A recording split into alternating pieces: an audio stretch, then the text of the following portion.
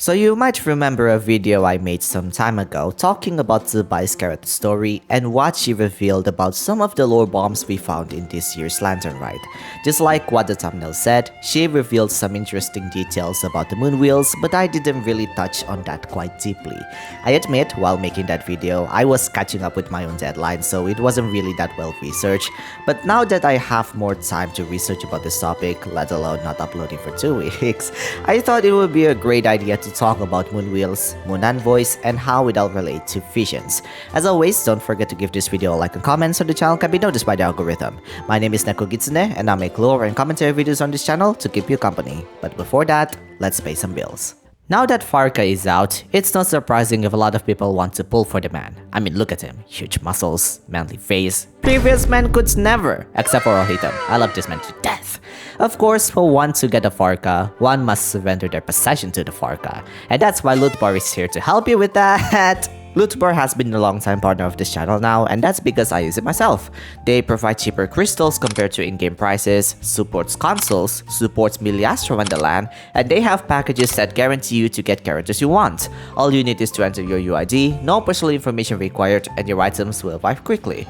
Over 36,000 Trustpilot reviews are showing their satisfaction after using Lootbar, and their customer service is always available if you need assistance. Aside from Genshin Impact, other popular games are included in Lootbar as well, including the newly added Arknights Enfield. Click the link in the description below and register to get an additional 10% coupon that can be combined with all of the discounts and receive special discounts for returning customers. Now let's continue with the content. Believe it or not, it's already been over a half year since Inafa was released, and she introduces us to the concept of moon wheels. Therefore, it's not a surprise if people forgot the roots of what moon wheels actually are, because even I forgot about this definition based on her moon wheel story when I made my last video. So let's take a look at what it meant based on that and mix it together with the canon lore information we got from the Luna 4 Archon quest.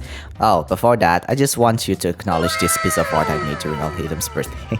He's my husband, okay, so please show him some love after being slapped and want to farewell figgity for a full night. And Varka's drunken image too. Link in sponsored comments reply. Please engage with those, it took a lot of time for me to make. Inafa's character story is narrated by two people. The first half is by H, ruler of Natlan Sovereign Dragons, and the second half is Lianka, the H ruler's adoptive daughter. According to the H ruler, it is said that moon wheels originated from a land called Niflheim. I theorized once this place might be Hissi Island specifically, but turns out I wasn't that far off because Niflheim is not Cry's other name according to one of the NPCs that you can talk to in Pyramida. Since this person came from Masters of the Night Winds, Niflheim is likely what the people from 2000 years ago called them, or what some people of Natlan used to call them. It might be possible that it was always called that way by the dragons, but no humans knew about it. Anyways, based on her research, moon wheels are the primordial form of visions, and they're using the power of the moons instead of elemental energy. Just like the rulers who were also powered using the power of the moon as Yuquatl actually created them using it. It's also the same like what the 11th ruler told us in the Journey Home Archon quest, that the moon wheels are created with the joint effort of the three moon goddesses and the heavenly principles. Now you might be confused why I didn't just say Kuuvahki, because technically they are using those. Well, it is. Moon wheels that we know are using Kuuvahki. Except Zibai's. Many of you pointed out that Zibai's moon wheel is different from any other moon wheels that we know of so far. Not only does her moon wheel have bronze casing, but it doesn't have the 4-pointed stars. Well, the answer to that is easy, because her moon wheel came before Kuuvahki existed. According to Zibai's moon wheel story, it is said that her moon wheel came directly from Istaroth, who bestowed it upon her personally, and those who were bestowed upon moon wheels are now known as the Envoy of the Lunar Palace, or also known as the Envoy of the Moon. We also learn in Nefer's signature weapon and lantern rite that the Ibis King Thoth was also a moon envoy. Not all angels are moon envoys, because apparently even humans can become one.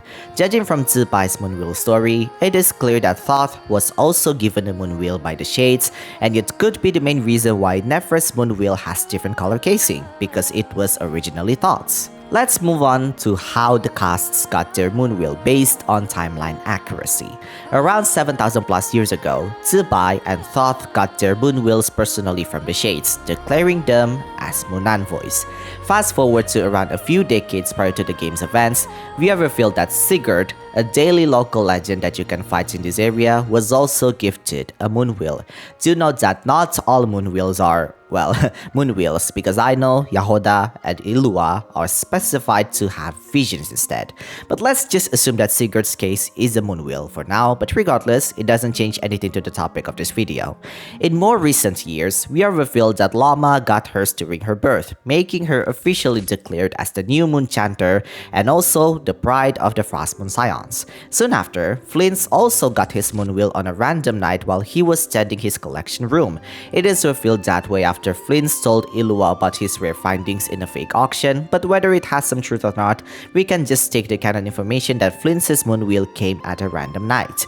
Since Ilua noticed it in a more recent time, we can assume that Flint's got his moon wheel not too long ago. Nefer's moon wheel is interesting because she got hers few years, or at least sometime after her encounter with Thoth. Her moon wheel voice line also says that she doesn't feel the gaze of the gods while wielding her moon wheel, but rather Thoth's gaze who continued to spy on her. With that, it's good to assume that Nefer's moon wheel is originally Thoth's and is probably not new. It's possible that just like Mona, Nefer's moon wheel is reactivated by Thoth's dead moon wheel. Finally, we have Inafa, who we witnessed directly that hers was reactivated during Journey Home Arc Conquest. That's the canon information we got, so let's get into theorizing. So we just talked about how Zibai's moon wheel is different from the others where hers don't have 4 pointed stars. Many people believe that the stars are the symbolism of the shades, but for the longest time, I never believed this to be the case. Sure, with how the moon wheels are given, it's possible those stars are related to the shades and we can talk about that later. But I also believe the number of the moons is the biggest indicator of why Zibai's moon wheel is different. If you look at her moon's symbolism in her moon wheel, there's actually 3 moons. 1, 2, 3.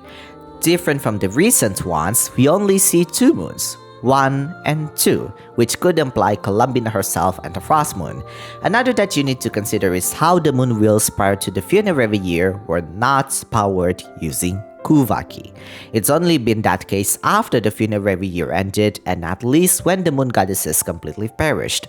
With that in mind, this means that the moon wheels came in 2 different ways. One that came before the funerary year and the one that came after the funerary year. This explains why Zibai's moon wheel's design is different, because hers was purely from the 3 moon goddesses, while the moon wheels that came after that were powered using Kuuvahki. In Luna 4 Arc Conquest, we learned that Kuuvahki is just Columbina's power all along. Combined with what we learned from Lama, that Not Cry is rich in Kuuvahki because the Eternal Moon's moon dust after her moon was destroyed, it turns out that those moon dust are Columbina's body diffracted into Kuuvahki, which means that Kuuvahki existed after the moons are destroyed with the Frost Moon remain intact. Since the power of the moon goddesses can no longer give moon wheels to humans and the heavenly principles now see them as a threat, this means that the only way for moon wheels to be distributed again is by using the power of Kuuvahki, or Columbina's power. It is worth noting that the 8 Rulers research was conducted during the Archon War, which was also around the time when Xbalanque ascended as the Pyro Archon. This means her research took place after Columbina's body had already transformed into Kuuvahki. This strongly implies that even though the moon goddesses no longer exist, the distribution of moon wheels remains possible due to Columbina's power being spread throughout Not Cry. It could also explain why Thoth and Zibai were able to contain their moon wheels outside of Not Cry, because at the time, the power of the moon was present across all of Teyvat. Now that the moon's power exists only within Not Cry, this would explain why moon wheels appear exclusively there, or in Inafa's case, can only be reactivated when in close proximity to Not Cry. Another that I noticed about these moon wheels is how they were distributed. So we learned that Zibai and Thoth's moon wheels are given personally. Basically, the moment you become the envoy of the moon, you became the emissary of the 3 moon goddesses who cycled their governments at nighttime. We always learned that the heavenly principles and the moon goddesses co-rule Teyvat under their peace agreements, and it's stated in Zibai's moon wheel story that the angels are the agents of the morning stars, or basically what you know as the emissaries emissary of the heavenly principles where they guide humanity. The moment she was given that moon wheel, it is when she became the envoy of the moon, and apparently it is also part of the heavenly principles' divine plan for humanity. Which now comes to the more recent moon wheels. Why are they still distributed anyway? Does that mean those who obtain moon wheels now are declared as the envoy of the moon? In a way, yes. You might remember the final battle with the Toei where Flins, Nefer, and Llama joined the fight as well, with Columbina as their moon goddess. Frankly, this is where I find it interesting. In a sense, they have become the envoys themselves where they protected Columbina and tried their best to save Columbina. Of course, Inaba is the only exception here because she is protecting Aino, but in my very humble defense, Aino gave her rubber ducky to the Traveler, so in a sense, Inaba still joined the fight in spirit. Okay, that's just stretching it out here, but you get the point. I think this is also supported in Zibai's moon wheel voice line as well, where it is implied that she no longer cared about her moon wheel. Well, the answer to that is simple. The moon goddess has perished and she has no reason to become a moon envoy anymore. But this is where I think there's a huge difference. Unlike Zibai, it seems the moon wheels in recent age are distributed the same way as it is with Visions, where it is heavily implied to be an automated system. In fact, the 8 rulers says that the two are no different. They're the same thing, just with different power that powers them up. They are bestowed upon by using the power of wishes and borrowed Redacted's power to call forth elemental power, or in Moonwheel's case, Kuuvahki. Since we already know how moon wheels came, at least in more recent age, it's good to assume that the soul and borrowed power came from Columbina since she herself is Kuuvahki, while the OG moon wheels likely came from the 3 moon goddesses. In Vision's case, they came from the power of the 7 archons and Neuvillette, albeit in Neuvillette's case, it's likely that he gave them personally, or at least in Furina's case, hers was given by Neuvillette personally. As to how the Hydro Visions are distributed, it's likely still within the automated system, and the only reason Neuvillette consented to it is because of his acknowledgement towards humanity. Some people still argue whether the Archons gave Visions personally or not, but I can assure you, none of them does that. A already said so herself, and Varka doubled down on his Vision voice line that Barbados did not give his Vision. With that out of the way, there has to be a trigger on how one can activate their moon wheels, but I personally find the way moon wheels are distributed to be different kinds of visions. The reason I say this is how visions are granted because they can come in the strangest way possible.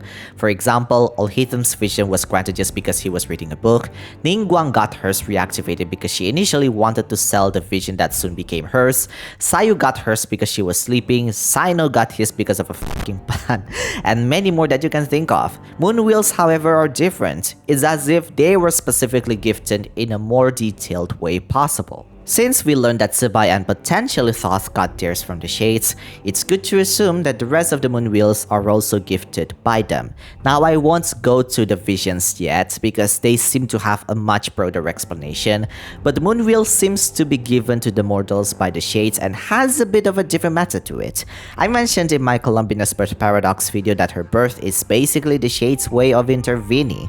While the moons are seen as a threat by the heavenly principles as per Lunachari's Archon, I don't think Columbina can be seen as a threat by them either. Besides, moon wheels are still part of the heavenly principles' divine plan as per Zibai's character story, so for the Shades to use Columbina's power to create the moon wheels doesn't necessarily mean they disobey the heavenly principles. Right? Whether she is the Shade's interference or not, the heavenly principles likely knew about Columbina's existence anyway because they were there, still awakened when Kuuvahki dispersed throughout Notcry. It doesn't go too far-fetched with what Renova said, to the extent permitted by the rules, meaning as long as it's related to the laws of Teyvat's current nature. Now let's go a bit deeper. Like I said, the reason God's limits even happen is for them to, for 1, find Asmodee, and for 2, stop the Fatui from continuing their shenanigans. For Asmodee's case, we can talk about that on another video, and unfortunately a lot of mosquitoes starting to infect my YouTube feed, but we won't talk about that. But for the Fatui's case, I think this is interesting because I find it fascinating how using one of their harbingers is their way of intervening. Given Columbina is already a moon goddess prior to her harbinger days, but it's still interesting how the Shades even want to use her power specifically to continue on producing moon wheels and likely to use her as their ways of intervening. I just realized when I wrote this script, there's even more time paradox shenanigans that I do not understand, but we won't get into that today because if we do that, we'll be here all f***ing day, and I don't want that. Speaking of that, you also have to remember that even Columbina doesn't know where moon wheels came from. Maybe she knew but didn't talk about it because when Llama asked her, her answer was only a simple, "Oh?" I am not joking, it's literally stated like that. So, I don't want to put too much hope here, but I believe that the moon wheels are not only Columbina's borrowed power, but also what is made to give her power. Combined with moon wheels being the sigils of the moon envoys, it explains why a lot of the not Cry Vision users are not classified under moon wheel users either, because they're not moon envoys and are not tasked to power up Columbina.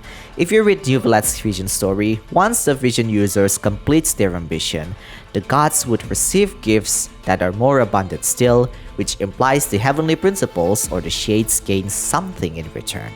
But in Moonwheel's case, since those powers came from Columbina and since the moon goddesses and the heavenly principles co-rule Teyvat together once, then those powers could likely return to Columbina instead to the heavenly principles. Now if it's difficult for you to understand or even find this does not make any sense, let's recap a little bit, alright? True, the heavenly principles and the moon goddesses work together in ruling Teyvat, but it's never mentioned that they obtained or seized the moon goddesses either. What we learn in the most recent Archon quest is that the moon goddesses accepted the heavenly principles as their guest, and the heavenly principles allowed the moon goddesses to continue ruling Teyvat under the false sky because they see the goddesses as the fundamental asset for Teyvat to continue existing. That's the most recent information we got from both the goddesses and Nicole herself. It was never the heavenly principles seizing the power of the moon goddesses, but rather creating a peace agreement. That said, however, as per the moon goddesses, the heavenly principles ended up wage war with the dragons and ruled Teyvat. They hold the power of the 7 elements from stealing these authorities from the dragons, which is why the heavenly principles is titled from the hymns of the far north called Lord of the 7 Calamities, referring to the 7 elements. Back to Zibai, Inafa, and Neuville's moon wheel and vision story again, Zibai states that the moon wheels are crests to signify her status as a moon envoy, and this goes the same with the other moon wheels users at the time.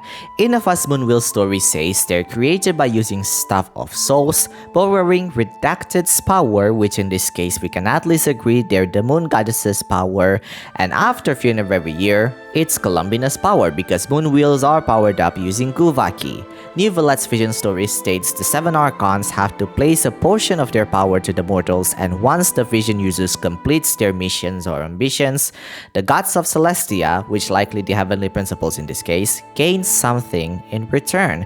Even though the Archons wield elemental authorities, it is not theirs to begin with, and they're only there to sit on their respective thrones, which is why instead of the Archons gaining something, it's the heavenly principles. We can say the same thing with moon wheels here because once the wielders completed their missions or ambitions, Columbina gained something in return. So in a sense, since we learned that moon wheels are given by the shades as they're still within the heavenly principles' rules, then we can assume that the shades already intervened by using Columbina as well as to not only stop the Fatui by losing their greatest asset, but also to power up Columbina as the new moon goddess. It still made a pretty good sense because the reason for visions to exist, at least from what we know of so far, is to basically give more fuel to the heavenly principles and likely to strengthen the false sky. Now you see where I'm going with this, but it leaves to one more question. There has to be more reason why they need to revive Columbina, right? Well, for that, this is where our video has to end. Unfortunately, there really isn't much more for me to explore since the information we got about moon wheels are still a bit obscure. Of course, at least we know that the shades are responsible for giving moon wheels to mortals, and it's not a stretch of Columbina is their interference from the very beginning. Whenever that time will be, I'll make a follow-up video about this where we can explore even deeper the secrets of moon wheels and visions. With that being said, what are your thoughts about moon wheels? Let me know in the comments. Jana!